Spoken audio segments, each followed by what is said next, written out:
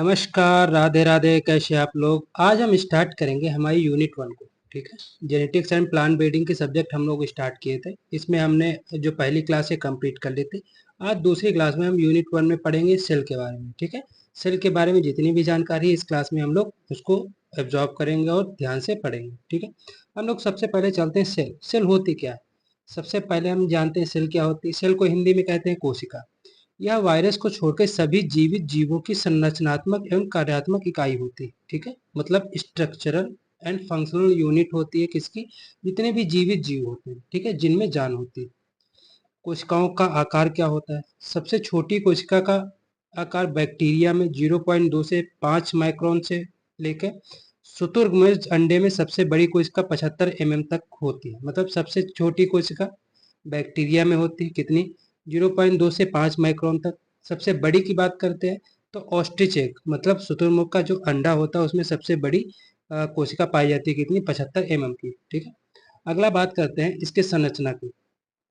ठीक है, जो सेल होती है उसकी संरचना स्ट्रक्चर की बात करते हैं। सबसे पहले बात करते हैं कोशिका भित्ति की, सेल वॉल की बात करते हैं। ठीक है, जो कोशिका होती है उसके, मान लो ये हमारी कोशिका होती है। ठीक है, ये जो है हमारी कोशिका होती है।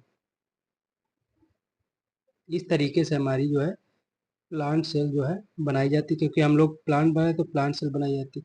तो ये जो बाहरी होता है इसे हम लोग क्या बोलते हैं? सेल वॉल या कोशिका भित्ति बोलते हैं। ठीक है, तो इसी को हम लोग पढ़ेंगे। तो जो हमारी कोशिका भित्ति होती है, पादप कोशिकाएं एक गैर जीवित और कठोर आवरण से घिरी होती हैं जिसे कोशिका भित्ति कहते हैं। मतलब जो एक आवरण होता है बाहर से घिरा होता है उसे कोशिका भित्ति कहते हैं। यह प्रोटोप्लाज्म द्वारा स्रावित होता है। ठीक है, कोशिका भित्ति का मुख्य कार्य क्या होता है? पादप कोशिकाओं के ऊतकों और अंगों को एक निश्चित आकार, यांत्रिक सहायता और शक्ति प्रदान करना।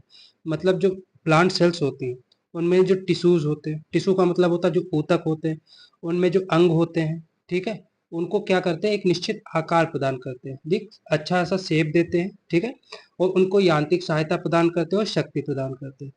अगला बात करते हैं जो कोशिका भित्ति है इसको भी 3 भागों में बांटा गया है। पहला है मध्य लेमला, मिडिल लेमला की बात करते हैं। ठीक है, मध्य लेमला द्वारा एकदम पड़ोसी कोशिकाओं की दीवारों को छोड़ा जाता है। ठीक, मतलब जो एकदम पड़ोसी कोशिकाएं हैं उनकी दीवारों को क्या करते हैं? उनकी जो वॉल को क्या करते हैं? छोड़ देते हैं। यह मुख्य रूप से पैक्टिन रूप में कैल्शियम और मैग्नीशियम लवण के रूप में इसके बना, मतलब इसका मतलब होता है ये पैक्टिन से बनी होती है। पैक्टिन में कौन कौन सा तत्व होता है? कैल्शियम होता है और मैग्नीशियम होता है। इस और लवण प्लस लवण के रूप में होता है। ठीक है, मतलब पैक जो मध्य लेमला होती है किससे बनी होती है? पैक्टिन, जो कि किससे मिलकर बनती है? कैल्शियम और मैग्नीशियम के जो लाइम होते हैं, लवण होते हैं। दूसरा है प्राथमिक प्राइमरी सेल वॉल। यह मध्य लेमला के बनने के बाद जमा होती है। ठीक है, पहले क्या हुआ? मिडिल लेमला बन गई, उसके बाद जो बनी प्राइमरी सेल वॉल बनी। इसके मुख्य घटक क्या होते हैं? हेमीसेल्यूलोज होता है कितना? 53%, और सेल्यूलोज होता है 30%। ठीक है, मेरिस्टेमेटिक ऊतकों में कोशिकाओं में केवल प्राथमिक कोशिका होती है। ठीक है, इसमें क्या कहा जा रहा है? मिडिल लेमला किससे मिलकर बनी थी? पैक्टिन से, कैल्शियम और मैग्नीशियम के लवण थे। अगर बात करें प्राइमरी सेल किससे मिलकर बनी होती? ये बनी होती हमारे हेमीसेल्यूलोज और सेलुलोज। हेमीसेल्यूलोज ज्यादा होगा, 53% होगा, सेल्यूलोज 30% होगा। दूसरा है सेकेंडरी सेल वॉल, या कोशिका भित्ति की सबसे भीतरी परत होती है। ठीक, सबसे बाहरी मध्य लेमला, उससे बीच की प्राइमरी सेल वॉल, और सबसे अंदर की सेकेंडरी सेल वॉल, सबसे नीचे। यह मुख्य रूप से सेल्यूलोज से बनी होती है। ये किससे बनी थी? सेल्यूलोज से बनी होती है। ठीक है, अगला बात करते हैं प्लाज्मा लेमा या कोशिका झिल्ली। एक झिल्ली जैसा आवरण होता है, परत होती है, उसे हम लोग क्या कहते हैं? प्लाज्मा लेमा कहते हैं इसे, या उसे कोशिका झिल्ली कहते हैं। कोशिका की कोशिका द्रव्य को जोड़ने वाली झिल्ली को क्या कहते हैं? प्लाज्मा लेमा कहते हैं या कोशिका झिल्ली कहते हैं। ठीक है, यह लिपिड 60%, प्रोटीन 40% से बनी होती है। मतलब जो कोशिका झिल्ली होती है इसे क्या बोलते हैं? जो प्लाज्मा लेमा, क्या बोलते हैं इसे? प्लाज्मा लेमा बोलते हैं कोशिका झिल्ली। ये किससे मिलकर बनी होती है? लिपिड से। लिपिड कितना? 60%, प्रोटीन कितना? 40%। यह एक पारगम्यता अवरोध के रूप में कार्य करता है और एक संगठन से दूसरे पदार्थों के परिवहन के लिए वाहन के रूप में कार्य करता है। ठीक है, मतलब एकदम से जो एक स्थान से, एक परत से पदार्थ दूसरे में नहीं जा सकते, लेकिन थोड़ा थोड़ा करके जा सकते हैं। ठीक है, अगला हम बात करते हैं साइटोप्लाज्म, कोशिका द्रव्य की बात करते हैं। केंद्रक को छोड़कर प्लाज्मा लेमा से घिरे पदार्थों को कोशिका द्रव्य या साइटोप्लाज्म के नाम से जाना जाता है। ठीक है, जो सेल वॉल होती है उसके बीच में क्या होता है? केंद्रक होता है। ठीक है। इसको छोड़ के बाकी जितना भी पोर्शन बचता है क्या होता है, साइटोप्लाज्म में सेल वॉल होता है, सॉरी साइटोप्लाज्म में कोशिका द्रव्य होता है। ठीक है। अब हम बात करते हैं साइटोप्लाज्म में कौन कौन से ऑर्गन, कौन कौन सी संरचनाएं पाई जाती हैं उनके बारे में। सबसे पहले हम बात करेंगे एंडोप्लाज्मिक रेटिकुलम की। अब हम बात करेंगे साइटोप्लाज्म के जो भी संरचनाएं होती हैं, जो भी इसमें अंग होते हैं, उनके सारी चीज़ों के बारे में बात करेंगे। सबसे पहले हम बात करेंगे एंडोप्लाज्मिक रेटिकुलम। ये इसे हिंदी में कहते हैं अंतःप्रद्रवी जालिका। ठीक है। क्या कहते हैं, अंतःप्रद्रवी जालिका कहते हैं। जो कि आप जैसे एक स्ट्रक्चर, जैसे मान लो ये सेल है, ठीक है, यहाँ पे एक केंद्रक हो गया, तो इससे जो ये मिलके इस तरीके की जो संरचना होती है, जो कि क्या करती है, एक आकार प्रदान करती है किसको, सेल को। ठीक है।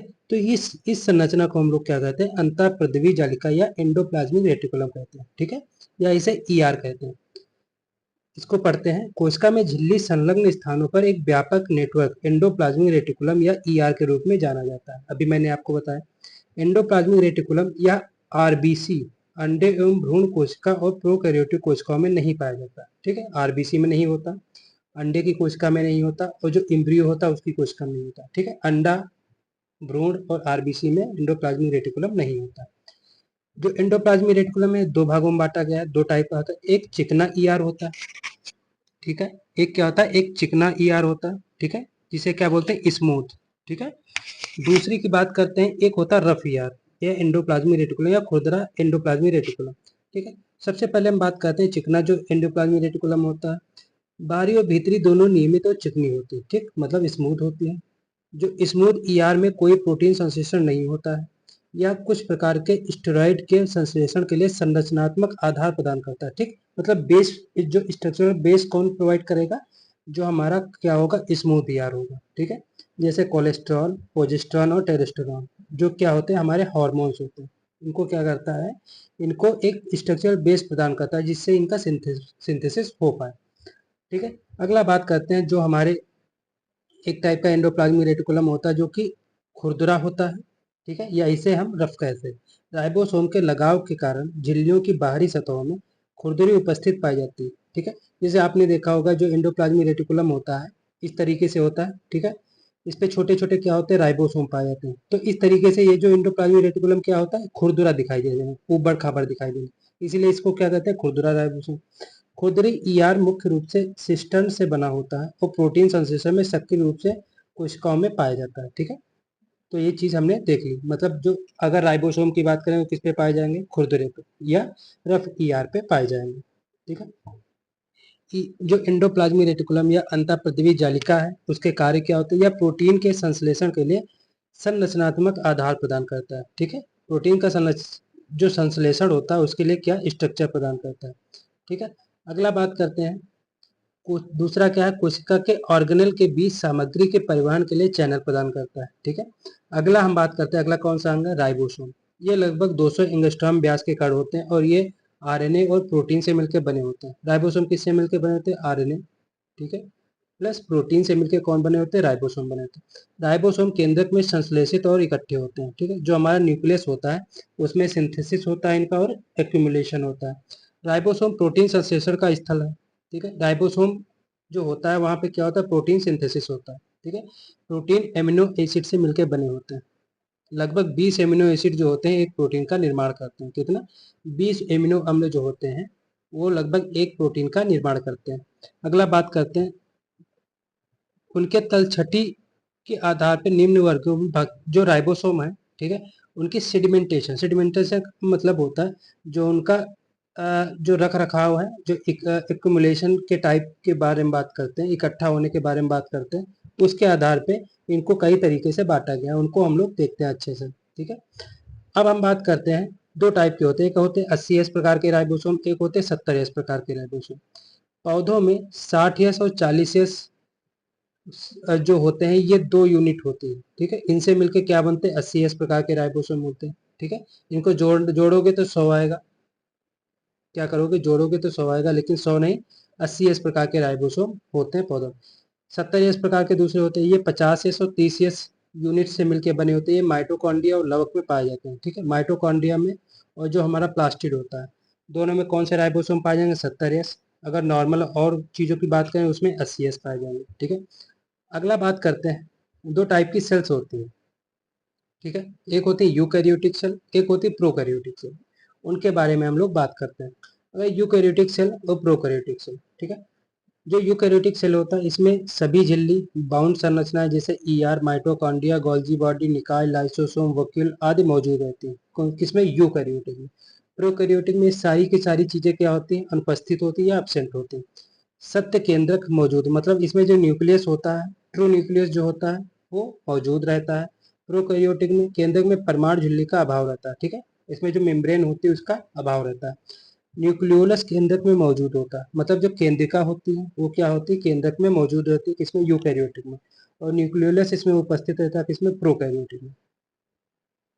अगला बात करते हैं, दोनों 70 से 80 प्रकार के राइबोसोम पाए जाते हैं किसमें? यूकैरियोटिक में। और 70 किसमें पाया जाएगा? केवल प्रोकैरियोटिक में, ठीक है। साइटोप्लाज्म में सूक्ष्म नलिकाएं होती हैं, ठीक है, जो माइक्रोट्यूबल्स होती हैं किसमें पाई जाएंगी?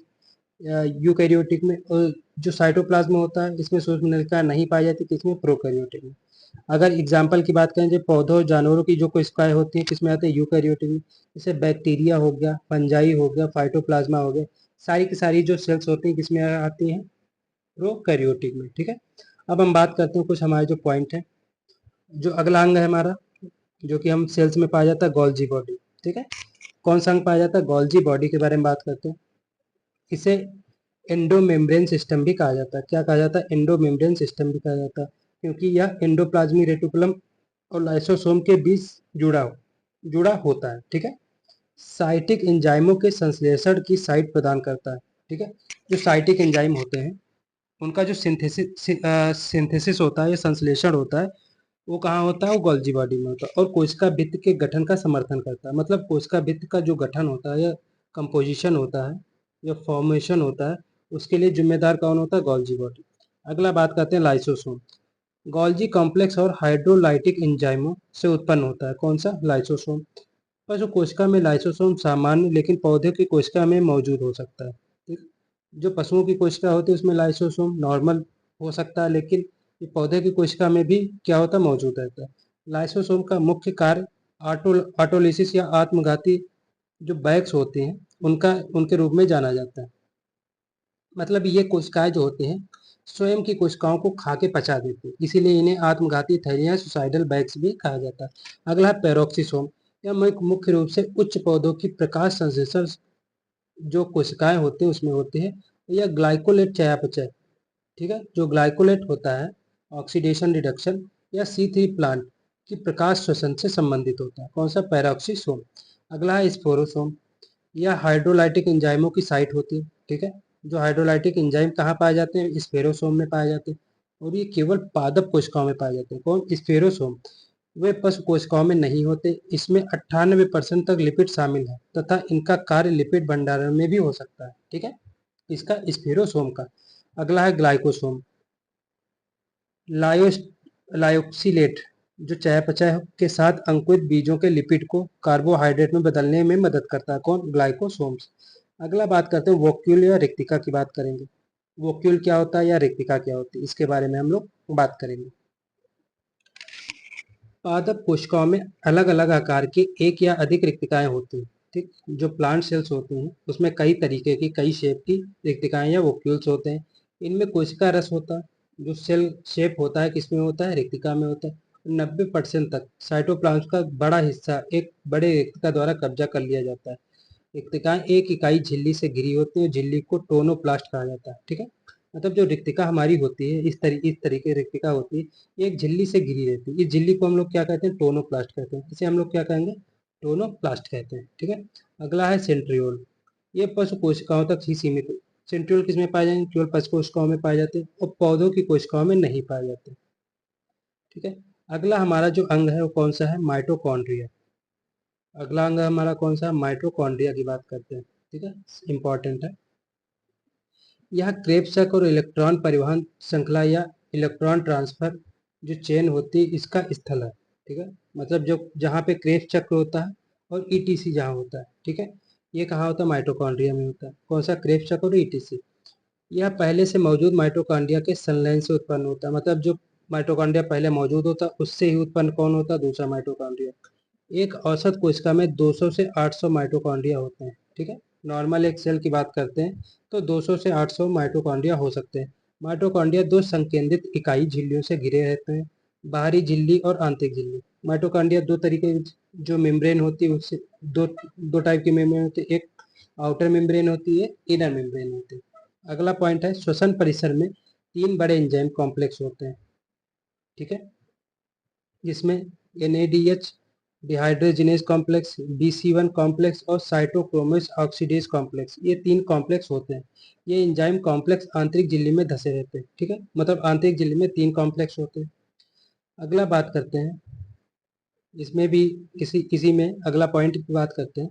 आंतरिक झिल्ली के अंदर के फोल्ड को क्रिस्टी के रूप में जाना जाता है। जो आंतरिक, जिसे हम लोग माइटोकॉन्ड्रिया कैसे बनाते हैं। ठीक है, हमने हम लोग माइटोकॉन्ड्रिया कैसे बनाते हैं, इस तरीके से हम लोग माइटोकॉन्ड्रिया बनाते हैं ना। तो ये जो उभरा हुआ भाग होता है इसे हम लोग क्या कहते हैं, क्रिस्टी कहते हैं। इस उभरे हुए भाग को हम लोग क्या कहेंगे, क्रिस्टी कहेंगे। ये जो इसमें जो द्रव्य भरा रहता है इसे हम लोग क्या कहेंगे, मैट्रिक्स कहते हैं। क्या कहते हैं इसे, इसे हम लोग क्या कहते हैं, मैट्रिक्स कहते हैं। ठीक है, इसी में छोटा छोटा सर्कुलर क्या होता है, एक DNA होता है। क्या होता है, DNA होता है। ये बाहरी झिल्ली हो गई, ये बाहरी हो गई, ये इनर मेम्ब्रेन हो जाती है। ठीक है, इसी तरीके से हम लोग स्ट्रक्चर को पढ़ते हैं। अगला बात करते हैं इलेक्ट्रॉन ट्रांसफर, जो चेन होती है माइटोकॉन्ड्रिया की आंतरिक झिल्ली में संचालित होती है। ठीक है, आंतरिक झिल्ली के अंदर के भाग को मैट्रिक्स के रूप में जाना जाता है। अभी मैंने आपको बताया, इसमें विभिन्न प्रकार के परिवहन प्रोटीन होते हैं जो मैट्रिक्स में मेटाबोलाइज किए गए अणुओं के चुनिंदा रूप में पारगम्य बनाते हैं। ठीक है, मतलब एक स्थान से दूसरे स्थान तक जाने में मदद करते हैं। अगला पॉइंट हमारा, प्रोटीन के अलावा श्वसन श्रृंखला के ऑक्सीकरण प्रतिक्रियाओं अर्थात मैट्रिक्स में इलेक्ट्रॉन परिवहन श्रृंखला और ATP संश्लेषण का कार्य करता है। श्वसन श्रृंखला, जो श्रृंखला होती है ऑक्सीडेटिव फास्फोरिलीकरण को बाहर ले जाती है, जो कि पशु कोशिकाओं में अधिकांश ATP उत्पन्न करती है, इसलिए इस कोशिका को पावर हाउस कहा जाता है। ठीक है, मतलब इसमें जो एनर्जी होती है बहुत ज़्यादा इसमें उत्पन्न होती है, किस फॉर्म में होती है, ATP फॉर्म में होती है, इसीलिए इसको क्या कहते हैं, पावर हाउस कहते हैं। ठीक है, पावर हाउस ऑफ सेल किसे कहते हैं, माइटोकॉन्ड्रिया को कहते हैं। कोशिका में ऊर्जा मुद्रा या एनर्जी करेंसी क्या कहलाती है, ATP, एडिनोसिन ट्राइफॉस्फेट के रूप में जाना जाता है। इसका फुल फॉर्म क्या होता है, एडिनोसिन ट्राइफॉस्फेट के रूप में जाना जाता है। अगला है हमारा क्लोरोप्लास्ट या हरित लवक। प्रकाश संश्लेषण का वास्तविक जो स्थल है वो क्या है, क्लोरोप्लास्ट या हरित लवक है। ठीक है, क्लोरोप्लास्ट में क्लोरोफिल होता है जो पौधों के हरे रंग की विशेषता प्रदान करता है। ठीक है, क्लोरोप्लास्ट होता है उसमें क्या होता है, क्लोरोफिल होता है जो कि पौधों में हरा रंग प्रदान करता है। ठीक है, अगला बात करते हैं, क्लोरोप्लास्ट की झिल्लियों से घिरे झिल्ली मुक्त स्थान को क्या कहते हैं, स्ट्रोमा कहते हैं। ठीक है, मतलब जो द्रव्य जैसा भरा रहता है उसे हम लोग क्या कहेंगे, क्लोरोप्लास्ट में स्ट्रोमा के रूप में जाना जाता है। अगला, स्ट्रोमा के भीतर लगभग 40 से 80 ग्रेना होती है। स्ट्रोमा के बीच में क्या होती है, 40 से 80 ग्रेना होती है। प्रत्येक ग्रेना में 5 से 25 फ्लैट होते हैं जो एक दूसरे के ऊपर ढेर होते हैं, जिन्हें थाइलाकॉइड कहा जाता है। इनमें क्वांटासोम 250 से 300 प्रकाश संश्लेषण इकाइयां पाई जाती हैं। ठीक है, मतलब ये कहा जा रहा है जो एक सिक्के होते हैं। ठीक है, क्या होता है, सिक्के होते हैं, से ये हो गया। ठीक है, इसमें जो हमारा हरित लवक होता है इसमें इस तरीके से क्या पाया जाता है, अगर इनको एक की बात करते हैं, ठीक है, ये इस एक सिक्के की बात करते हैं तो इसे कहते हैं थाइलाकॉइड, थाइलाकॉइड कहते हैं। ठीक है, अगर इस पूरे की बात करते हैं तो इसको हम लोग क्या कहते हैं, इसको हम लोग कहते हैं ग्रेना, इसको हम लोग क्या कहते हैं, ग्रेना कहते हैं। ठीक है, तो ये ग्रेना कितनी पाई जाएंगी, लगभग 40 से 80, और एक ग्रेना में कितने होंगे, 5 से 25 फ्लैट हो सकते हैं, मतलब ऊपर से नीचे तक कितने सिक्के होंगे, 5 से 25 हो सकते हैं। ठीक है, अगला जो पॉइंट है हमारा, क्लोरोप्लास्ट के अलावा पौधों की कोशिकाओं में 2 और प्रकार के प्लास्टिड होते हैं जिन्हें क्या कहते हैं, ल्यूकोप्लास्ट कहते हैं और क्रोमोप्लास्ट कहते हैं। ल्यूकोप्लास्ट जो होता है रंगहीन प्लास्टिड होता है तथा स्टार्च, प्रोटीन और वसा के भंडारण का कार्य करता है। मतलब स्टार्च हो गया, प्रोटीन होगा, फैट हो गया, इनके जो भंडारण या स्टोरेज का काम कौन करता है, ल्यूकोप्लास्ट करता है। क्रोमोप्लास्ट की बात करते हैं, इसमें क्लोरोफिल के अलावा अन्य पिगमेंट होते हैं। ठीक है, जो क्रोमोप्लास्ट होता है इसमें क्लोरोफिल के अलावा अन्य पिगमेंट होते हैं, जैसे फाइकोसाइनिन या फूफाजेंथिन। फाइकोसाइनिन हो गया, फूफाजेंथिन हो गया। ठीक है, एक इसमें पाए जाएंगे, क्रोमोप्लास्ट में पाए जाएंगे। ल्यूकोप्लास्ट मतलब इसमें रंग होता ही नहीं, ठीक है। क्रोमोप्लास्ट जो होता है इसमें हरा रंग नहीं होता, बाकी जो लाल पीला नीला हर ये सारे रंग जो हरे को छोड़ के सारे इसमें होते हैं, क्रोमोप्लास्ट में होते हैं। अगला जो हमारा अंग है या जो हमारा पार्ट है कौन सा, न्यूक्लियस, जिसे हम लोग क्या कहते हैं, केंद्रक कहते हैं, ठीक है। न्यूक्लियस बोलेंगे या केंद्रक बोलेंगे। केंद्रक में गुणसूत्र होते हैं जिनमें कोशिका की लगभग सभी आनुवांशिक जानकारी होने से कोशिका के कार्य को नियंत्रित करते हैं, ठीक है। इसे कोशिका का इंजन भी कहते हैं, ठीक। पावर हाउस किसे कहते हैं, पावर हाउस किसे कहते हैं, पावर हाउस कहते हैं हम माइटोकॉन्ड्रिया को। अगर इंजन की बात करें, सेल, इंजन ऑफ सेल किसे कहते हैं, न्यूक्लियस को कहते हैं, या राइबोसोम टीआरएनए एमआरएनए और कुछ अन्य आरएनए का उत्पादन करता है, ठीक है। अगला बात करते हैं, अगला यूनिट हमारी है यूनिट नंबर 2। इसमें हम लोग पढ़ेंगे सेल डिवीजन के बारे में, ठीक है। यूनिट नंबर 2 में हम लोग क्या पढ़ेंगे, सेल डिवीजन के बारे में पढ़ेंगे। तो सबसे पहले हम लोग देखते हैं सेल डिवीजन होता क्या है। पहले से मौजूद कोशिकाओं में नई कोशिकाओं के निर्माण की प्रक्रिया को क्या कहते हैं, कोशिका विभाजन कहते हैं। या इसे नॉर्मल भाषा में हम लोग समझें, एक कोशिका से जब ये कोशिका टूट के दूसरी कोशिकाएं बनती हैं उसे हम लोग क्या कहेंगे, कोशिका विभाजन कहेंगे। जब दूसरी बनेंगी तो जाहिर सी बात है वो क्या होंगी, नई कोशिकाएं होंगी, ठीक है। तो नई कोशिका, जो पुरानी कोशिका है उससे नई कोशिकाओं के निर्माण को हम लोग क्या कहेंगे, कोशिका विभाजन या सेल डिवीजन कहेंगे, ठीक है। अब हम बात करते हैं, ये दो प्रकार का होता है सेल डिवीजन, क्या होता है, दो प्रकार का होता है, एक माइटोसिस होता है, एक मियोसिस होता है। क्या होता है, एक माइटोसिस होता है, एक मियोसिस। पिछली क्लास में मैंने आपको बताया था फ्लेमिंग ने किसको डिस्कवर किया था, माइटोसिस को। वहीं अगर फार्मर और मूरे की बात करते हैं, किसने डिस्कवर किया था इसको, इन्होंने किसको डिस्कवर किया था, इन्होंने डिस्कवर किया था मियोसिस को, ठीक है। अब हम बात करते हैं समसूत्री कोशिका होती क्या है। आपको जैसे ये लिखा है समसूत्री, ठीक है। सम का मतलब होता है समान, सूत्री का मतलब होता है गुणसूत्र, ठीक है। मतलब जो कोशिकाएं, पुरानी कोशिकाएं होती हैं उनसे जो नई कोशिकाएं बनती हैं उनमें गुणसूत्र की संख्या जो होती है, उनके कार्य करने की क्षमता, उनकी जो क्वालिटी होती है जो पुरानी कोशिका होती है उसके समान होती है, इसीलिए इन्हें क्या कहते हैं, समसूत्री कहते हैं। ये हम लोग पढ़ेंगे कोशिका विभाजन, जिसमें एक कोशिका आनुवांशिक रूप से समान दो कोशिकाओं को जन्म देती है। ये दैहिक कोशिकाओं से उत्पन्न होती है जो वानस्पतिक विकास के लिए जिम्मेदार होती है, जो कि वेजिटेटिव जो हमारा डेवलपमेंट होता है उसके लिए जिम्मेदार होती है, ठीक है। मतलब क्या कहा जा रहा है, एक मदर सेल है, इससे जो दूसरी मदर, दो डॉटर सेल्स, ठीक है। मतलब मम्मी से क्या हुई, दो पुत्रियां बनी। मान लो इसमें 2n गुणसूत्र हो गए तो इसमें भी गुणसूत्र क्या होंगे, 2n हो जाएंगे, ठीक है। इस तरीके से बताया जा रहा है। दूसरा हमारा है अर्धसूत्री। दूसरा हमारा क्या, अर्धसूत्री। अर्ध का मतलब होता है आधा, सूत्री का मतलब आधे गुणसूत्र होता है, ठीक है। मतलब एक जो हमारी मदर सेल है इससे क्या बनी, दो डॉटर सेल्स बनी, ठीक है। तो ये जो है मान लो ये 2n है तो इसमें गुणसूत्र की संख्या क्या होगी, आधी हो जाएगी। हालांकि एक मदर सेल से क्या बनता है, चार डॉटर सेल्स बनती है। क्या बनती है, चार डॉटर सेल्स बनती है। मतलब दो पेयर कह दें, दो पेयर ऑफ सेल्स बनती हैं, या चार डॉटर सेल्स बनती है, इनको भी कह सकते हैं, ठीक है। कोशिका विभाजन, जिनमें एक कोशिका दो गुणसूत्रों के सेट के चार कोशिकाओं को जन्म देती है, जिनमें केवल गुणसूत्रों का सेट होता है। ये कोशिकाएं युग्मक जो गैमीट होता है, गठन होता है और यौन प्रजनन के लिए जिम्मेदार होती है, ठीक है। मैंने आपको बताया था जो समसूत्री होती है उसमें समान आकार का जो समान सूत्र होते हैं वो मदर सेल से डॉटर सेल में गुणसूत्र जाते हैं, ठीक है।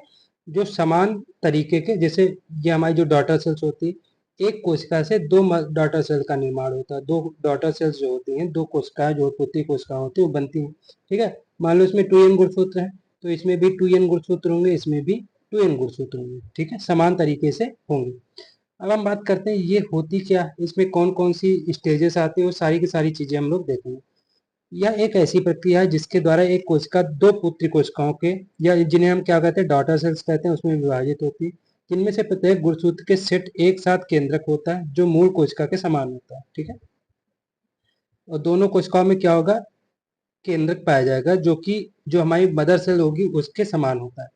सबसे पहला जो सेल साइकिल होता है, यह इंटरफेस, माइटोसिस और साइटोकाइनेसिस में विभाजित होता है। कितने फेज इसमें फेज होते हैं, तीन होते हैं, इंटरफेस, माइटोसिस और साइटोकाइनेसिस। सबसे पहले हम बात करते हैं इंटरफेस की। सबसे पहले हम बात करेंगे किसकी, इंटरफेस की। तो अगर इंटरफेस की हम लोग बात करते हैं तो इसमें जो इंटरफेज होता है, इसके अगर बात करें तो ये कोशिका चक्र की सबसे लंबी अवस्था होती है। ठीक, सबसे लंबी स्टेज कौन सी होगी? इंटरफेज हो जाएगी। इसमें डीएनए का संश्लेषण होता है, डीएनए सिंथेसिस इसमें होता है, इंटरफेज में होता है। ठीक है, इसके 3 उपचरण होते हैं। ठीक है, जो सब स्टेजेस होती है इसकी 3 होती है। कौन सा? G1 yes G2। ठीक है, G1 हो गया, एस हो गया और G2 हो गया। G1 में क्या होता है? प्री डीएनए रेप्लिकेशन होता है। G1 या जिसे फर्स्ट गैप बोलते हैं, इसमें क्या होता है? प्री डीएनए रेप्लिकेशन फेज हो, इसे क्या बोलते हैं? Pre DNA replication phase, replication phase, या इसे प्री डीएनए प्रतिकृत चरण बोलते हैं। इसमें प्रोटीन और आरएनए का संश्लेषण या सिंथेसिस होता है। ठीक है, अगला बात करते हैं एस स्टेज, जिसे क्या बोलते हैं? सिंथेसिस या संश्लेषण या डीएनए। डीएनए इसमें क्या होता है? डीएनए सिंथेसिस या डीएनए संश्लेषण होता है, जिससे क्या होता है? हिस्टोन प्रोटीन का निर्माण होता है। किसमें? एस में। दूसरा बात करते हैं सेकेंड गैप, जिसे G2 बोलते हैं। पोस्ट डीएनए से जो रेप्लिकेशन फेज होती है G2 होती है। इसमें आरएनए और प्रोटीन्स, विशेष रूप से सूक्ष्म नलिकाएं संश्लेषण का घटक। ठीक है, मतलब आरएनए जो प्रोटीन होती है, ठीक है, जो माइक्रोट्यूबुल्स सिंथेसिस जो होता है उसमें होता है, कि इसमें आरएनए और प्रोटीन का संश्लेषण किसमें होता है? माइक्रोट्यूबल्स में होता है। ठीक है, मतलब ये आपके लिए इंपॉर्टेंट है, एक बार फिर से देख लेते हैं। जीवन में क्या होता है? जो जीवन जीवन को क्या बोलते हैं? फर्स्ट गैप बोलते हैं। ठीक है, इसमें क्या होगा? ये प्री डीएनए रेप्लिकेशन फेज होती है, प्री डीएनए रेप्लिकेशन फेज होती है। ठीक है, इसमें आरएनए और प्रोटीन का क्या होता है? संश्लेषण होता है। ठीक है, दूसरा होता है यस, एस का मतलब होता है सिंथेसिस। ठीक है, और डीएनए फेज क्या होता है? डीएनए, इसमें क्या होता है? डीएनए सिंथेसिस होता है और हिस्टोन प्रोटीन का निर्माण होता है। दूसरी हमारी जो फेज आती है थर्ड वाली, उसे G2 बोलते हैं, सेकेंड गैप बोलते हैं। इसमें क्या होता है? इसमें पोस्ट डीएनए रेप्लिकेशन फेज होती है। ठीक है, और इसमें आरएनए प्रोटीन का जो सिंथेसिस या संश्लेषण होता है वो कहाँ होता है? माइक्रोट्यूबल्स में होता है। ठीक है, अगला जो चरण हमारा होता है माइटोसिस फेज होता है। क्या होता है? माइटोटिक फेज होता है। इसमें कौन कौन सी फेज आती है? Prophase, metaphase, anaphase, telophase, diakinesis. इसमें पहला चरण आता है प्रोफेज। प्रोफेज जो होता है, माइटोटिक कोशिका विभाजन में प्रोफेज की छोटी उप इकाइयां उपस्थित होती है। ठीक है, केंद्रक में निश्चित धागा जैसी संरचनाओं की उपस्थिति होती, गुच्छों संघनित होते हैं। जैसे ये हमारी जो कोशिका होती है, ठीक है, इसमें जो हमारा केंद्रक, की मान लो ये केंद्रक हो गया। ठीक है, चेंज कर देते हैं। तो ये जो हमारा हो गया, ये गुणसूत्र मान लो हमारे धागे नुमा एक रूप में संघनित होते हैं। इसको हम लोग क्या कहेंगे? इसको हम लोग बोलते हैं प्रोफेज। इस कोशिका को हम लोग क्या बोलते हैं? इसको हम बोलते हैं प्रोफेज। ठीक है, प्रोफेज। इसमें क्या कहा गया? गुणसूत्र संघनित होते हैं, मतलब ये जो हमारे गुणसूत्र होंगे आपस में लिपटे होंगे और धागे जैसी संरचना पाई जाएगी, इसमें धागे जैसी संरचना पाई जाएगी। ठीक है, अगली जो हमारी स्टेज है वो है मेटाफेज। ठीक है, हम लोग देखते हैं मेटाफेज क्या होता है। इसमें जो है केंद्रक का विघटन होता है। मैंने अभी आपको बताया था जो केंद्रक होता है उसमें दिखाई देता है। इसमें केंद्रक जो है बंटने लगता है। धुरी तंत्र की उपस्थिति, धुरी तंत्र का मतलब होता है, इसे इंग्लिश में कहते हैं जो सेल अपरेटस होता है। ठीक है, क्या होता है? सेल अपरेटस होता है, उस वो जो है प्रेजेंट हो जाता है। ठीक है, क्रोमोजोम भूमध्य रेखीय प्लेट में व्यवस्थित होते हैं, जैसे मेटाफेजिक प्लेट कहा जाता है। ठीक है, मतलब ये जो हमारा आकार होता है इसमें ये जो है स्पेंडल फाइबर जो होते हैं। ठीक है, ये जो हमारे स्पेंडल फाइबर्स होते हैं, इन पे क्या होते हैं? इस तरीके से क्रोमोजोम जो है, ये जो बीच की धुरी होती है भूमध्य रेखा, इस पे जो क्रोमोजोम होते हैं दोनों ऐसे टिके रहते हैं। ठीक है, क्रोमोजोम जो है ऐसे टिके रहते हैं। अब हम बात करते हैं अगली फेज की। अगला फेज हमारा क्या कह रहे हैं? अगला फेज, और इसमें एक छोटी सी और बात है, यह गुणसूत्रों की सबसे छोटी और सबसे मोटी अवस्था है। ठीक है, अगर हमें गुणसूत्रों का अध्ययन करना है तो हम गुणसूत्रों का अध्ययन किस पे कर सकते हैं? मेटाफेज में, क्योंकि इसमें गुणसूत्र क्या होते हैं? स्पष्ट रूप से दिखाई देते हैं। क्या होते हैं? इसमें गुणसूत्र स्पष्ट रूप से दिखाई देते हैं। ठीक है, अगली जो हमारी फेज है कौन सी? एनाफेज। एनाफेज की अगर बात करते हैं तो क्रोमैटिड सेंट्रोसोम पर अलग हो जाते हैं और विपरीत पक्षों की ओर चले जाते हैं। इन्हें एनाफेजिक मूवमेंट भी कहा जाता है। ठीक है, माइटोसिस का सबसे छोटा रूप होता है। सबसे छोटी, अगर गुणसूत्रों की सबसे छोटी और मोटी अवस्था कौन सी होगी? मेटाफेज, जिसमें गुणसूत्र जो है स्पष्ट रूप से दिखाई देंगे। लेकिन सबसे छोटी फेज को हम क्या कहेंगे? एनाफेज कहेंगे। क्या कहेंगे? एनाफेज कहेंगे। इसमें ये जो होता है, जो हमने भी आपको बताया था, जो स्पिंडल फाइबर्स होते हैं, इनमें गुणसूत्र होते हैं। भूमध्य रेखा पे अभी मैंने आपको बताया था। देखिए इसके बाद इस फेज में ये गुणसूत्र जो है एक दूसरे से विपरीत होके, ठीक है, अपने अपने किनारे पे चले जाते हैं, अपने अपने किनारे पे जाते हुए प्रतीत होते हैं, ठीक है। ये दोनों अलग हो गए और एक दूसरे के विपरीत चलने लगते हैं, ठीक है। इसी को हम लोग क्या कहते हैं, एनाफेज कहते हैं। अगला हम बात करते हैं, अगली जो हमारी अवस्था है उसके बारे में बात करेंगे, टीलोफेज। अगली अवस्था कौन सी, टीलोफेज। सबसे बड़ी अवस्था क्या होगी, हमारी एनाफेज, ठीक है। सबसे छोटी, सॉरी, सबसे बड़ी अवस्था इंटरफेज, तो सबसे छोटी एनाफेज। अब टीलोफेज की बात करते हैं। इसमें न्यूक्लियोलस और केंद्रक झिल्ली फिर से प्रकट होते हैं और यह प्रोफेज के विपरीत होता है, ठीक। प्रोफेज के क्या होगा, विपरीत होगा, ठीक है। इसमें फिर से जो है केंद्रक को केंद्रिका जो है दोबारा से आने लगते हैं। अगला है साइटोकाइनेसिस। यह टीलोफेज के अंत को पूरा करता है। भूमध्य रेखीय प्लेट पर ईआर की झिल्लीदार तत्व और गोल्जी निकायों के उत्पाद फ्रेगमोप्लास्ट में उपस्थित रहते हैं। कोशिका प्लेट और उसके मध्य लेमला को जन्म देते हैं। मतलब ये जो होता है, ये हमारी हमारी जो सेल होती है, इसमें जो है बीच बीच में इस तरीके की संरचना दिखाई देती है। इसमें केंद्रक अलग हो जाता है, ठीक है। क्रोमेटिड फिर से टूटने लगते हैं। इसमें भी केंद्रक अलग है, क्रोमेटिड फिर से बीच से या उसका जो है टूट जाती है, जिससे कि एक इधर डॉटर सेल बन जाएगी, जिसमें क्रोमेटिड से ऐसे आ जाएंगे, और एक इधर डॉटर सेल बन जाएगी, इसमें ऐसे क्रोमेटिड फिर से आपको दिखाई देते हैं। इसीलिए हम इस स्टेज को क्या कहते हैं, लास्ट वाली स्टेज ये साइटोकाइनेसिस कहते हैं, ठीक है। अब हम अगला जो हमारा स्टेज है उसकी बात करेंगे, माइटोसिस, सॉरी मियोसिस की बात करेंगे। मियोसिस को इंग्लिश हिंदी में कहते हैं अर्धसूत्री विभाजन या मियोसिस डिवीजन, ठीक है। अगर इसकी बात करते हैं तो माइटोटिक कोशिका विभाजन का वर्णन पहली बार वैन वेंडन ने 1883 में गोल क्रम में किया था, ठीक है। इसमें किया था, गोल क्रम में सबसे पहले इसका अध्ययन किया गया था। अब अगला जो पॉइंट क्या कह रहा है, अगला पॉइंट कह रहा है एक सोमेटिक टूयन कोशिका का माइटोटिक विभाजन 4 अगुणित कोशिकाओं में होता है। मैंने अभी आपको बताया था, अगर इसमें दुगुना संख्या है तो इन चारों में क्या होगा, इसमें केवल सिंगल क्रम रह जाएगा गुणसूत्रों का, ठीक है। मतलब इस गुणसूत्र जो है डॉटर सेल्स में क्या हो जाएंगे, आधे हो जाएंगे। अगला पॉइंट क्या कह रहा है, पुत्री कोशिकाओं से गुणसूत्र, जो पुत्री कोशिकाएं होती हैं इनसे गुणसूत्रों की संख्या में कमी मुख्य रूप से एक एकल एस फेज के कारण होती है। एस फेज में क्या हो रहा था, हमारा सिंथेसिस हो रहा था, किसका, डीएनए का सिंथेसिस हो रहा था, जिसमें हमारा डीएनए सिंथेसिस के साथ हिस्टोन प्रोटीन का भी निर्माण हो रहा था, ठीक है। इसलिए अर्धसूत्री विभाजन में गुणसूत्र केवल एक बार दोहराते हैं, जबकि केंद्रक 2 बार विभाजित होता है, ठीक। मियोसिस गैमीट बीजाणु निर्माण के दौरान होता है, इसलिए यह प्रजनन कोशिकाओं तक ही सीमित रहता है। किन कोशिकाओं तक ये रहता है, ये रहता है हमारी जो रिप्रोडक्टिव सेल्स है, ठीक है, क्योंकि इसमें जो है गैमीट और स्पोर्स का निर्माण होता है। अब हम बात करते हैं इसके स्टेज की, ठीक है। 2 टाइप से इसकी स्टेज चलती है, ए फेज होता है, एक बी फेज होता है, ठीक है। जो इसमें होगा वही इसमें होगा, तभी इसमें 2 कोशिकाएं बनेंगी, इसमें 2 कोशिकाएं, और टोटल मिला के कितनी बन जाएंगी, 4 कोशिकाएं, ठीक है। तो हम लोग ए का देख लेते हैं, उसी के आधार पे हम दूसरे को भी अपने तरीके से बना सकते हैं, ठीक है। तो सबसे पहले बात करते हैं प्रथम फेज की। यह अवस्था अवधि में सबसे लंबी है और 5 उपचरणों में विभाजित होती है। कितने उपचरण है इसमें, 5। पहला क्या है, लेप्टोटीन। पहला क्या है, लेप्टोटीन। गुणसूत्र संक्षेपण, जो कंडेंसेशन होता है, कंडेंसेशन का मतलब होता है जो संघनन होता है, मतलब पास पास बिल्कुल लिपटे होते हैं ताकि वे ठीक धागे के रूप में दिखाई दे। ये बकेट की संरचना बनाते हैं, किसकी, बुके की संरचना बनाते हैं। आरएनए का संश्लेषण होता है किसमें, लेप्टोटीन में। लेप्टोटीन में आरएनए का संश्लेषण होता है। अगला बात करते हैं जाइगोटीन की।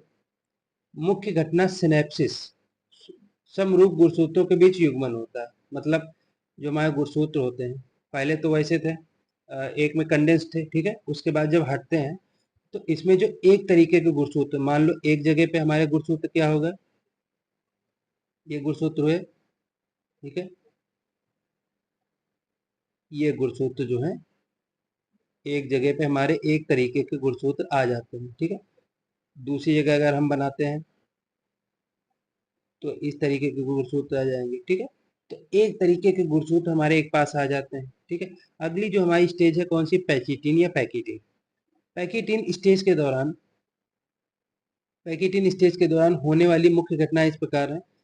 बाईवालेंट गुणसूत्रों का हेप्लाप्लॉइड जो होता है वो युग्म हो जाता है। टेट्राटेड प्रत्येक संयोजन में 4 क्रोमेटिड होते हैं जो स्टेट्स के रूप में होते हैं, इसलिए 4 स्टेट या टेट्राड कहा जाता है। जैसे 1 2 3 4 4 क्रोमेटिड हो गए।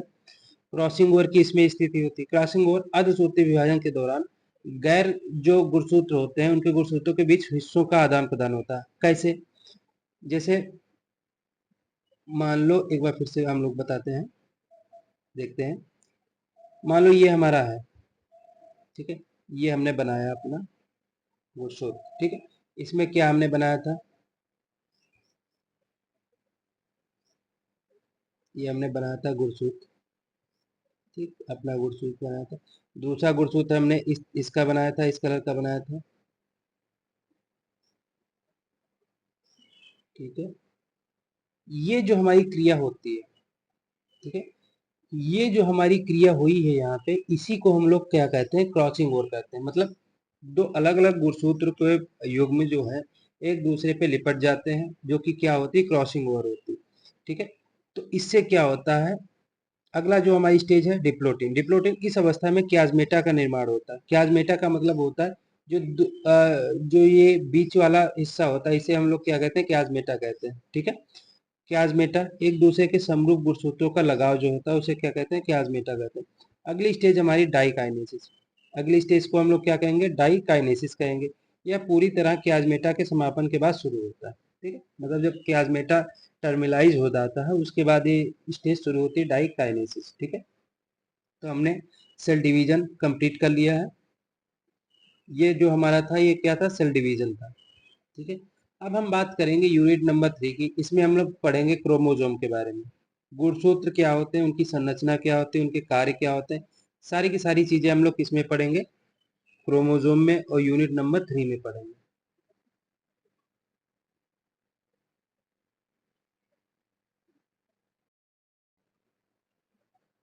गुणसूत्र या संरचना और आकार। क्रोमोजोम का वर्णन, जो क्रोमोजोम है शब्द सबसे पहले किसने किया था, 1875 में स्ट्रासबर्गर ने किया था।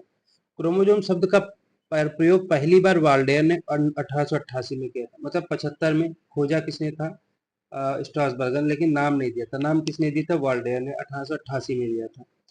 गुणसूत्र संख्या को केवल माइटोटिक मेटाफेज के दौरान सापेक्ष मामले के रूप में गिना जा सकता है, ठीक है। मतलब जब समसूत्री विभाजन होता है, ठीक है, कोशिका विभाजन, उसमें जो माइटोसिस फेज होती है, सॉरी मेटाफेज जो होती है, उसमें हम लोग गुणसूत्रों को गिन सकते हैं, देख सकते हैं अच्छे से, ठीक है। तो कुछ हमारे जो प्लांट है उनमें गुणसूत्रों की संख्या हम लोग देखते हैं। सबसे पहले बात करते हैं जौ की। इसका साइंटिफिक नेम होता है हार्डियम वल्गेर। इसमें गुणसूत्रों की संख्या होती है 14। कितनी होती है, 14 होती है, ठीक है। वहीं अगर हम बात करते हैं टमाटर, इसका साइंटिफिक नेम होता है लाइकोपर्सिकम एस्कुलेंटम। इसमें गुणसूत्र 24 होते हैं। टमाटर के साथ साथ धान में भी गुणसूत्र कितने होते हैं, 24 होते हैं, ठीक है। तो धान और टमाटर में गुणसूत्रों की संख्या कितनी होती है, 24 होती है। जौ में गुणसूत्रों की संख्या कितनी होती है, 14 होती है, 14 होती है। बाजरा में भी 14 होती है।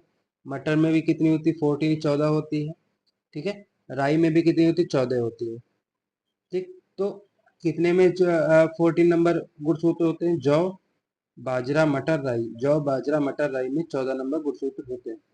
प्याज की बात करते हैं, इसमें 16 गुणसूत्र होते हैं। तंबाकू में कितने होते हैं, 48 गुणसूत्र होते हैं। तंबाकू के साथ आलू में भी कितने होते हैं, 48 गुणसूत्र होते हैं, ठीक है। अगला बात करते हैं, ज्वार में 20 गुणसूत्र होते हैं, मक्का में 20 होते हैं, लेकिन बाजरा में कितने होते हैं, 14 गुणसूत्र या 14 गुणसूत्र होते हैं। अगला हम बात करते हैं जानवरों में। कुछ जो जानवर हैं उनमें गुणसूत्रों की संख्या को हम लोग देखते हैं। अगर बात करें मधुमक्खी, इसका साइंटिफिक नेम होता है एपिस मेलिफेरा, ठीक है। इसमें 32 गुणसूत्र होते हैं। गोलक्रम या हॉर्स निमेटोड की बात करते हैं, इसका साइंटिफिक नेम होता है एस्केरिस मेगलोसेफेला, ठीक है। इसमें कितने होते हैं, 2 गुणसूत्र होते हैं। फल मक्खी जो फ्रूट फ्लाई होती है उसमें कितने होते हैं, ड्रोसोफिला मेलानोगास्टर, ठीक है। इसमें कितने होते हैं, 8 गुणसूत्र होते हैं। आदमी की बात करते हैं, ह्यूमंस की बात करते हैं, होमो सेपियंस सेपियंस बोला जाता है, ठीक है। इसमें 46 गुणसूत्र होते हैं। घरेलू मधुमक्खी की बात करते हैं, इसमें कितने होते हैं, 12 गुणसूत्र होते हैं। चूहे की बात करते हैं, इसे रेटस नोर्वीजिकस बोला जाता है, नोर्वीजिकस बोला, इसमें 42 गुणसूत्र होते हैं, ठीक है। अब हम बात करेंगे जेनेटिक मटेरियल की। अब हम किसकी बात करेंगे? जेनेटिक मटेरियल के बारे में बात करेंगे कि अनुवांशिक पदार्थ क्या होता है।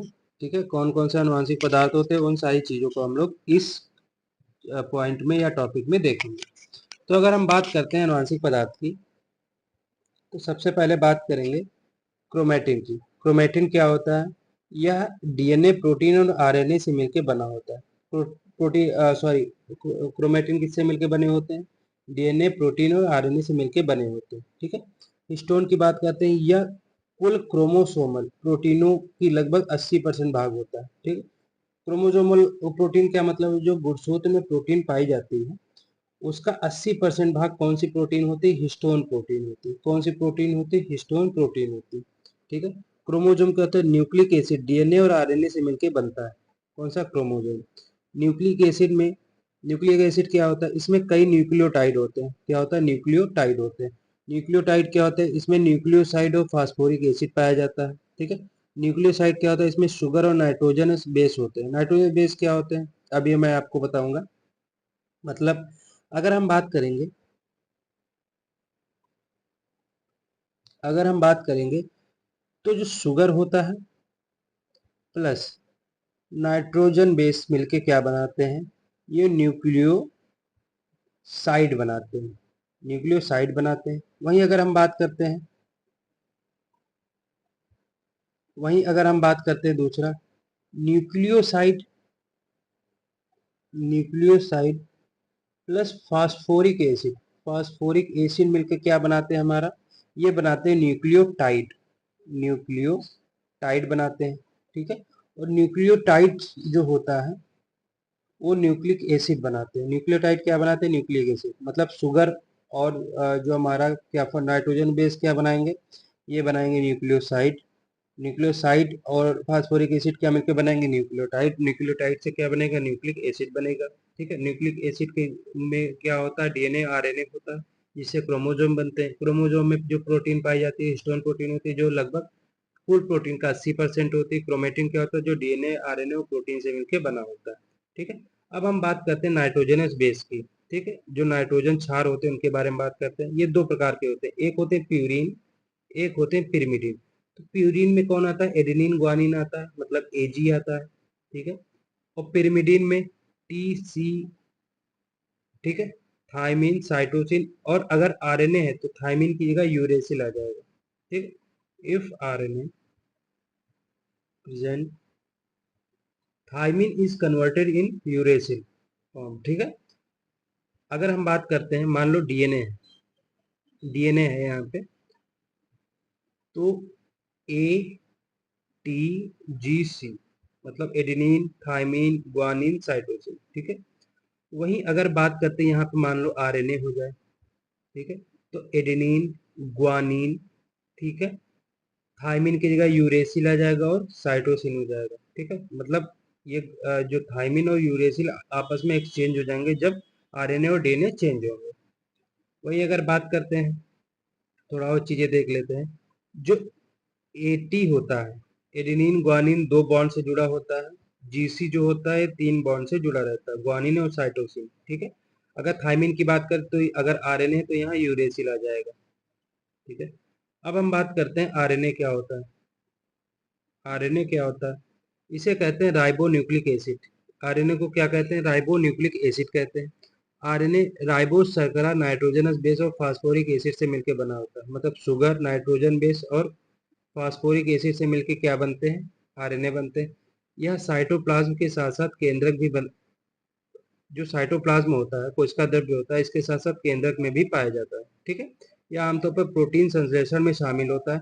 और फूल गोभी मोजाइक वायरस को छोड़ के, जिसमें डीएसडीएनए होता है, सभी पौधों के वायरस में एसएसआरएनए व आनुवंशिक सामग्री के रूप में कार्य करता है। ठीक है।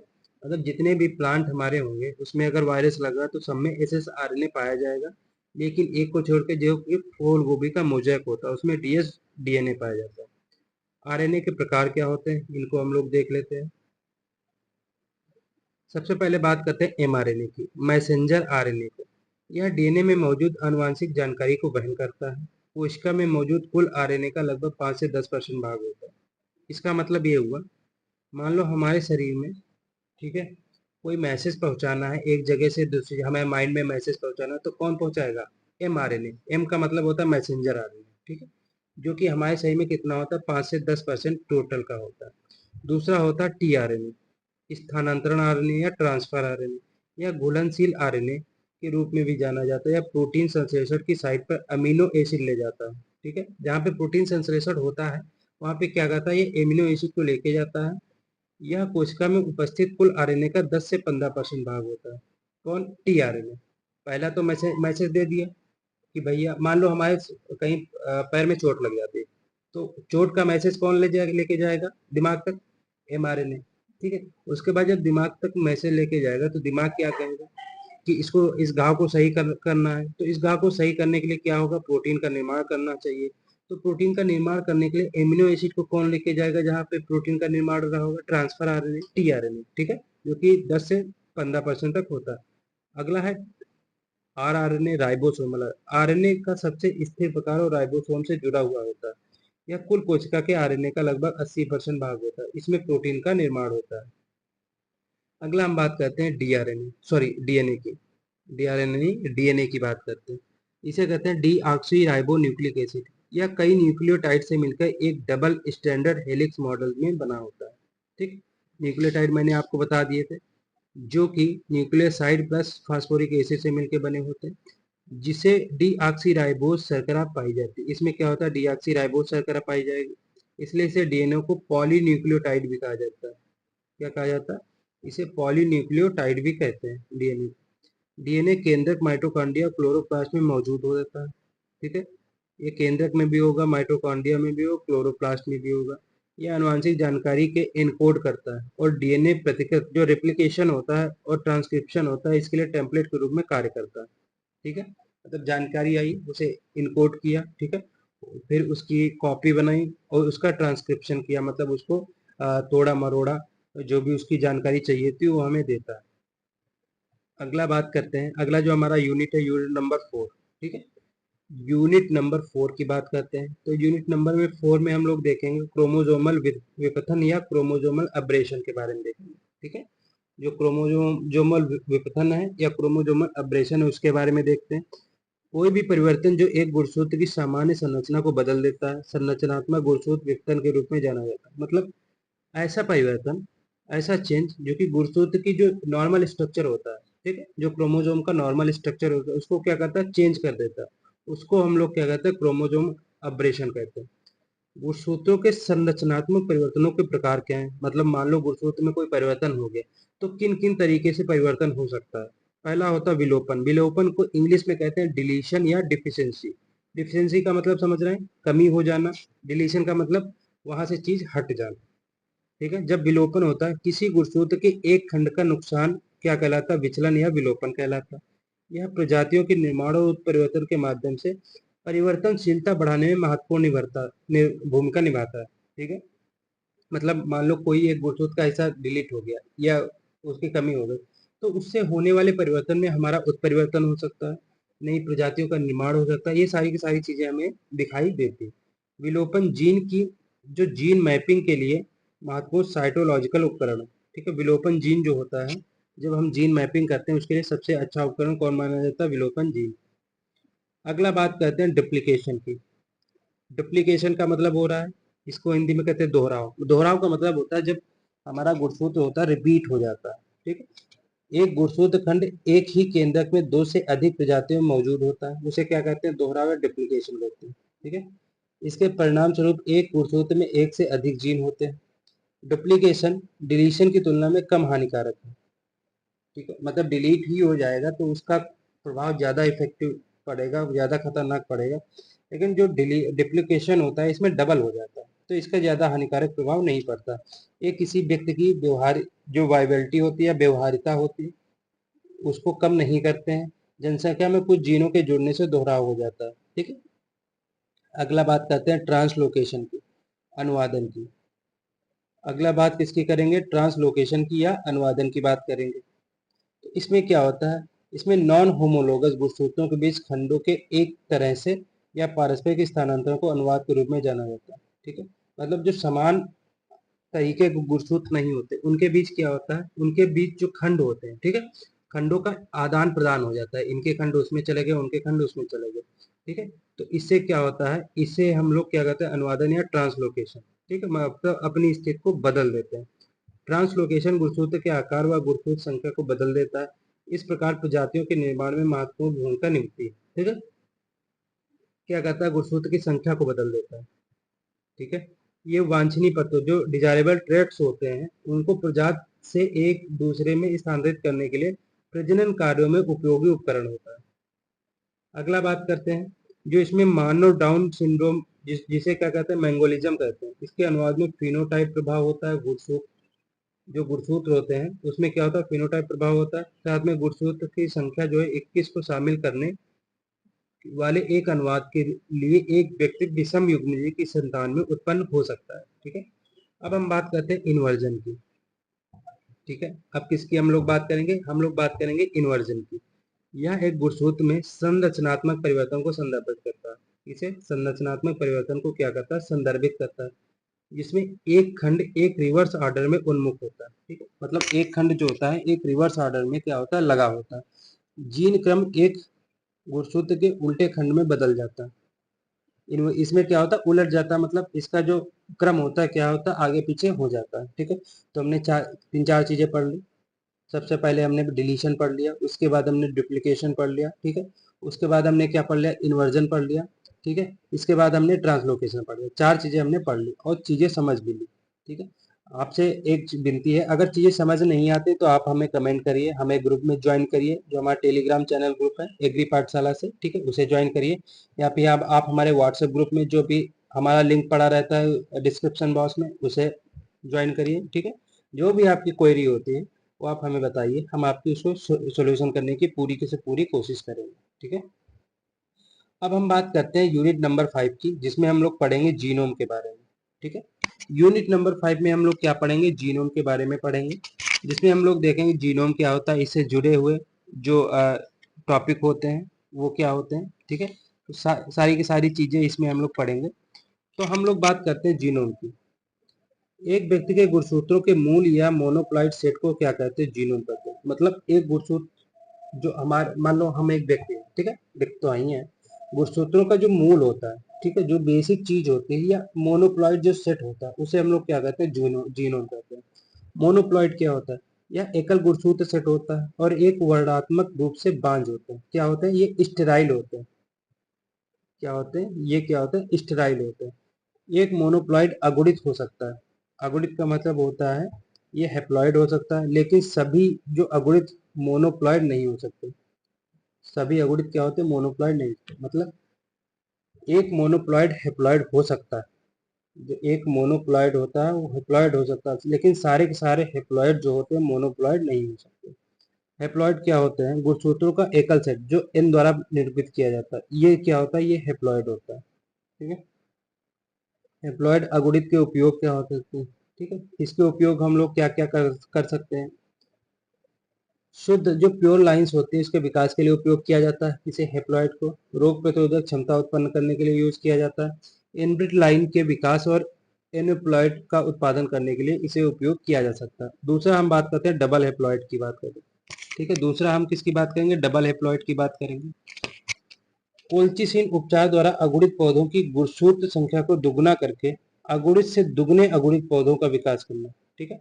मतलब डबल हैप्लॉइड की बात ये है, जब हम कोल्चिसिन का उपचार करते हैं उससे जो हमारे हैप्लॉइड प्लांट होते हैं, ठीक है, उनकी गुणसूत्र संख्या को हम लोग क्या करते हैं, डबल कर देते हैं, ठीक है। एन से हमने क्या कर दिया, उनकी संख्या को 2n कर दिया, ठीक है। तो उससे जो हमारे पौधे होंगे कितने होंगे, दुगने होंगे, डबल हैप्लॉइड होंगे, ठीक है, जिससे उनका विकास होगा। अब हम बात करते हैं पॉलीप्लॉइडी की। किसकी बात करेंगे, पॉलीप्लॉइड की बात करेंगे। एक व्यक्ति में दो या दो से अधिक जीनोम की उपस्थिति को क्या कहते हैं, पॉलीप्लॉइडी कहते हैं, ठीक है। एक जीनोम होगा हैप्लॉइड कहेंगे, ठीक है। दो या दो से अधिक जीनोम होंगे तो पॉलीप्लॉइड कहेंगे। ये दो प्रकार के होते हैं, एक होता है ऑटो पॉलीप्लॉइड, ठीक है,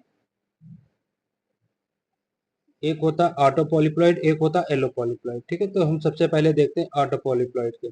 यदि किसी व्यक्ति में मौजूद किसी भी जीनोम समरूप होता है, मतलब जो जीनोम होंगे कैसे होंगे, समान रूप से होते हैं, ठीक है। दो या दो से अधिक जीनोम होंगे तो पॉलीप्लॉइडी हो जाएगा, लेकिन अगर समान रूप से होते हैं तो उसे कहते हैं ऑटो पॉलीप्लॉइडी, ठीक है।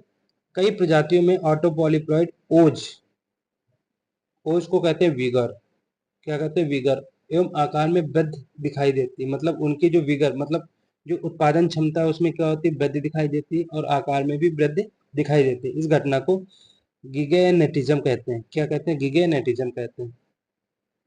इसमें ऑटो ट्रिप्लॉइड्स, 3x टेट्राप्लॉइड, 4x पेंटा और अन्य पॉलीप्लॉइड शामिल होते हैं, ठीक है। अब हम बात करेंगे ऑटो ट्रिप्लॉइडी। अब हम बात करेंगे ऑटो ट्रिप्लॉइड क्या होता है। यह समरूप गुणसूत्रों के 3 सेट होने से होता है, ठीक। ट्रिप्लॉइड क्या होता है, 3 सेट जब समरूप गुणसूत्रों के हो जाते हैं, एक तरीके से गुणसूत्र जो होते हैं उसमें 3 सेट हो जाते हैं, उसे कहते हैं ऑटो ट्रिप्लॉइड कहते हैं, ठीक है। ऑटो ट्रिप्लॉइड आमतौर पर दोषपूर्ण युग्मक गठन के कारण अत्यधिक बांझ या स्टेराइल होते हैं। ऑटो ट्रिप्लॉइड क्या होते हैं, ये स्टेराइल होते हैं, लेकिन कुछ प्रजातियों में ट्रिप्लॉइड बहुत उपजाऊ या फर्टाइल भी हो सकते हैं। जैसे जो पालक होता है, इसमें क्या होते हैं, जो ट्रिप्लॉइड होते हैं फर्टाइल होते हैं। पालक का साइंटिफिक नेम होता है स्पाइनेशिया ओलेरेशिया। ट्रिप्लॉइड केवल उन पौधों की प्रजातियों में उपयोगी होते हैं जिनका प्रवर्धन अलैंगिक रूप से होता है। अलैंगिक मतलब होता है किसी भाग से हम दूसरा पौधा जनरेट कर रहे हैं, ठीक है, वो क्या होगा, अलैंगिक हो गया। जैसे केला, गन्ना और सेब। केले की बात करते हैं, केला की ज्यादातर खेती की जाने वाली किस्मों में ऑटो ट्रिप्लॉइड, जिसे 3N बोलते हैं, और बीज रहित सीडलेस होती है, ठीक है। तरबूज की बात करते हैं, ट्रिप्लॉइड तरबूज बीज रहित होते हैं। जो ट्रिप्लॉइड अगर वाटरमेलन है, तरबूज है, कैसा होगा, बीज रहित होगा, उसमें बीज नहीं होगा। इसमें शीघ्र परिपक्वता और रोग प्रतिरोधक क्षमता होती है। ये ट्रिप्लॉइड और डिप्लॉइड के बीच क्रॉस द्वारा निर्मित होते हैं, ठीक है। अगला हम बात करेंगे शुगर बीट की। किसकी बात करेंगे, शुगर बीट या चुकंदर की बात करेंगे। ट्रिप्लॉइड शुगर बीट्स डिप्लॉइड की तुलना में बड़ी जड़ें और अधिक चीनी का उत्पादन करती हैं। ऑटो टेट्राप्लॉइड की बात करते हैं, इनकी एक ही प्रजाति की 4 प्रतियां होती हैं, ठीक है। एक ही प्रजाति की कितनी कॉपीज होंगी, 4 कॉपीज होती हैं। टेट्राप्लॉइड आमतौर पर बहुत स्थिर और उपजाऊ होते हैं, ठीक है। ऑटो टेट्राप्लॉइड कैसे होंगे, बहुत स्थिर होते हैं और उपजाऊ होते हैं, क्योंकि जोड़ीदार साझेद जो पेयरिंग पार्टनर्स होते हैं अर्धसूत्री विभाजन के दौरान उपलब्ध होते हैं। जैसे राई, घास, अल्फाल्फा, बरसीम, मूंगफली और आलू टेट्राप्लॉइड के प्रसिद्ध उदाहरण हैं, ठीक है। इसके ऑटो टेट्राप्लॉइड के प्रसिद्ध उदाहरण। एलो एलो पॉलीप्लॉइडी की बात करते हैं, ठीक। अभी तक हमने क्या पढ़ा, ऑटो पॉलीप्लॉइडी। अब हम पढ़ेंगे एलो पॉलीप्लॉइडी क्या होता है। अगर हम एलो पॉलीप्लॉइडी की बात करते हैं तो एलो पॉलीप्लॉइडी में 2 या 2 से अधिक विशिष्ट जीनोम होते हैं जो विभिन्न प्रजातियों में प्राप्त होते हैं, ठीक है। जो एलो पॉलीप्लॉइडी क्या होता है, 2 या 2 से अधिक विशिष्ट जीनोम होते हैं, ठीक, स्पेसिफिक जीनोम होते हैं जो विभिन्न प्रजातियों से प्राप्त होते हैं। एलो पॉलीप्लॉइडी को अंतरजातीय इंटर स्पेसिफिक क्लास से विकसित किया जा सकता है। और कोल्चिसिन उपचार जो होता है, बहुत इंपॉर्टेंट है ये पॉइंट जो है, जो कोल्चिसिन ट्रीटमेंट होता है किसमें दिया जाता है, एलो पॉलीप्लॉइडी में। इसके साथ गुणसूत्र दोहरीकरण द्वारा प्रजनन क्षमता को बहाल किया जाता है। लगभग 50% फसल पौधों में पाया जाता है, ठीक है। अगर एलो पॉलीप्लॉइडी की बात करते हैं, लगभग 50% फसल पौधों में पाया जाता है, ठीक है। पॉलीप्लॉइडी मुख्य रूप से कोल्चिसिन नामक रसायन से उपचारित होते हैं। पॉलीप्लॉइडी के उदाहरण जैसे गेहूं, टिटिका मेस्टिकम, यह एक एलो हेक्सा पॉलीप्लॉइड है, और तंबाकू, बेसिका, कपास, ये ऑटो टेट्रा पॉलीप्लॉइड, ठीक है। ये क्या है, ऑटो टेट्रा पॉलीप्लॉइड, ठीक है। मतलब जो गेहूं होता है यह एक एलो हेक्सा पॉलीप्लॉइड है। तंबाकू, बेसिका, कपास, ये एलो टेट्रा पॉलीप्लॉइड है, ठीक है। अगला बात करते हैं टिटिकेल। मानव निर्मित जो अनाज होता है उसे क्या कहते हैं, टिटिकेल कहते हैं, या इंटर जेनेरिक पॉलीप्लॉइड का एक उदाहरण, ठीक है। इंटरजेनिक पॉलीप्लॉइड का उदाहरण कौन होगा, टिटिकेल हो जाएगा। और गेहूं जो है टिटका मेस्टियम और राई सिकल सीरियल के बीच क्रॉस करके विकसित किया गया है। और राई के सूखा और रोग प्रतिरोधी गेहूं उच्च उपज के लिए जोड़ा जाता है। मतलब राई का गुण इसमें क्या लिया गया है, सूखा और रोग प्रतिरोधी गुण, ठीक है। गेहूं को कौन सा गुण लिया गया कि उच्च पैदावार करना, ठीक है। दोनों को मिला के क्या बनाया गया, टिटकेल बनाया गया, जो कि मानव निर्मित एक इंटरजेनेरिक पॉलीप्लॉइड है, ठीक है। अब हम बात करते हैं एनोपॉलीप्लॉइडी की। अब हम किसकी बात करेंगे, एनोपॉलीप्लॉइडी की बात करेंगे, ठीक है। प्रजातियों के दैहिक गुणसूत्र संख्या की तुलना में एक या कुछ गुणसूत्रों की हानि लाभ को एनोपॉलीप्लॉइड के रूप में जाना जाता है। मतलब गुणसूत्रों की संख्या में अगर हानि हो जाती है या कमी आ जाती है तो उसे कहते हैं एनोपॉलीप्लॉइडी कहते हैं। ठीक है। पहला है मोनोसोमिक। द्विगुणित सेट से एक गुणसूत्र की कमी वाले व्यक्ति को मोनोसोमिक कहा जाता है, और इस स्थिति में मोनोसोमिक कहा मतलब अगर गुणसूत्रों के सेट में एक गुणसूत्र के सेट में कमी हो जाती है तो उसे क्या कहते हैं, मोनोसोमिक कहते हैं। क्या कहते हैं, मोनोसोमिक कहा जाता है। ठीक है। जैसे मोनोसोमिक 2n-1, ठीक है, 2n गुणसूत्र थे, डबल हैप्लॉइड, उसमें एक की कमी हो गई तो कमी को क्या कहते हैं, मोनोसोमिक कहते हैं। डबल मोनोसोमिक क्या होगा, दो गुणसूत्रों की कमी हो जाएगी, 2n-1 हो जाएगा। ठीक है, या 2n-2 हो जाएगा। ठीक है। अब हम बात करते हैं डबल मोनोसोमिक को नलीसोमिक भी कहते हैं। मोनोसोमिक, नलीसोमिक, द्विगुणित समुच्चय से गुणसूत्र युग्म की अनुपस्थिति को नलीसोमिक भी कहा जाता है। ठीक है। अब अगला हम बात करते हैं नलीसोमिक 2n-2, अभी मैंने आपको बताया। अगला है ट्राइसोमिक। ट्राइसोमिक की बात करते हैं। एक व्यक्ति जिसमें ट्राइसोमिक के रूप में जब जाना जाता है उसमें गुणसूत्रों के द्विगुणित सेट में एक अतिरिक्त गुणसूत्र होता है, जैसे 2n+1, ये हो गया ट्राइसोमिक। ट्राई का मतलब होता है तीन, मतलब 2 से 3 बन गए तो 2n+1 हो जाएगा। टेट्रासोमिक 2n+2 हो जाएगा। इसमें जोड़ी गुणसूत्र, इसमें दो रूप बढ़ जाते हैं। ठीक है। अब हम बात करते हैं एनोपॉलीप्लॉइड की। किसकी बात करेंगे, एनोपॉलीप्लॉइड की बात करेंगे। जो हम लोगों में एनोप्लॉइडी होती है उसके बारे में बात करेंगे। एनोप्लॉइडी से जुड़े सामान्य सिंड्रोम में से एक डाउन सिंड्रोम होता है। यह क्रोमोसोम 21 के लिए ट्राइसोमी के कारण होता है। ठीक है। जो क्रोमोसोम 21 जो होता है उसमें ट्राइसोमी होती है, इस कारण क्या होता है, एन्युलॉइडी होती है। ठीक है। इसमें मैंगोलिज्म के रूप में, इसे मैंगोलिज्म के रूप में भी जाना जाता है, जिससे पीड़ित व्यक्ति का कद लगभग 120 सेंटीमीटर होता है। ठीक है। अगर इससे पीड़ित है कोई व्यक्ति तो इसका कद कितना हो जाएगा, 120 सेंटीमीटर हो जाएगा। ठीक है। अब हम आते हैं अपनी अगली यूनिट पे, यूनिट नंबर 6 पे। किस पे आएंगे, यूनिट नंबर 6 पे आएंगे। ठीक है, इसके बारे में बात करेंगे। तो यहाँ से हम लोग अगली क्लास में पढ़ेंगे। ठीक है। और लगभग अगली क्लास में कंप्लीट कर देंगे ये जो हमारी जेनेटिक्स एंड प्लांट ब्रीडिंग है। तो इसी ऐसे ही क्लास अटेंड करते रहिए। मिलते हैं अगली क्लास में, तब तक के लिए धन्यवाद।